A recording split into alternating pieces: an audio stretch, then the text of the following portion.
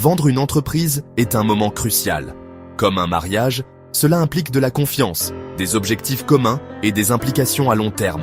Vous ne diriez pas « oui » à l'hôtel sans connaître votre partenaire. De même, céder le contrôle de votre entreprise exige une réflexion approfondie.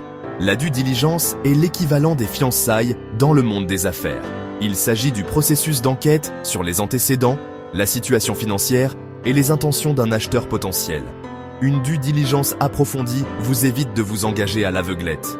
Tout comme un contrat de mariage protège les deux parties dans un mariage, la due diligence protège vos intérêts. Elle révèle les signaux d'alarme potentiels et vous permet de négocier en position de force. N'oubliez pas que la vente de votre entreprise est un événement marquant de votre vie. Abordez-la avec le même niveau d'attention et de soin que vous le feriez pour toute décision majeure.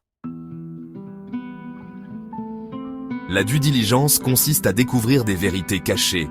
Il s'agit d'une plongée en profondeur dans la santé financière, la réputation et la capacité d'un acheteur à tenir ses promesses.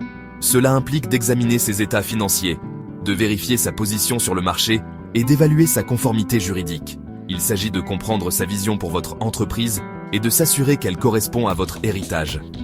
La due diligence ne consiste pas à trouver l'acheteur parfait, mais à minimiser les risques. Il s'agit de prendre des décisions éclairées et d'éviter des erreurs coûteuses. En examinant minutieusement les acheteurs potentiels, vous vous protégez contre les pièges financiers, les litiges et les atteintes à votre réputation. Imaginez que vous ayez mis tout votre cœur et toute votre âme dans la création d'une entreprise, pour la voir s'effondrer sous le poids d'un nouveau propriétaire. C'est la dure réalité de nombreux entrepreneurs qui négligent la due diligence. Prenons l'exemple d'une société de logiciels rachetée par une grande entreprise. L'acheteur, désireux d'intégrer la technologie, a négligé les différences culturelles. Résultat, un exode massif d'employés clés et une baisse de la qualité des produits. Dans un autre cas, une entreprise manufacturière a été acquise sur la base de chiffres de vente gonflés. L'acheteur, aveuglé par l'attrait de profits rapides, n'a pas effectué les audits financiers nécessaires.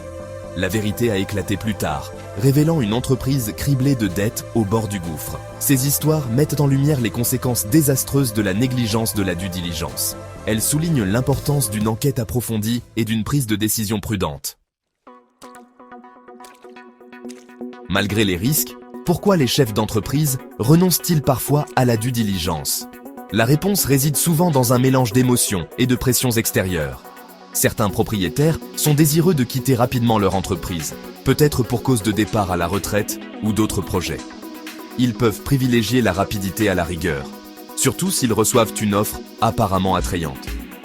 D'autres peuvent sous-estimer la complexité de la due diligence, la considérant comme une dépense inutile ou un obstacle à la conclusion de la transaction. Ils peuvent penser que leur relation personnelle avec l'acheteur suffit à garantir une transition en douceur. Cependant, négliger la due diligence revient à jouer à la roulette avec le travail de toute une vie. Les émotions et les suppositions ne doivent jamais l'emporter sur l'importance d'une prise de décision éclairée.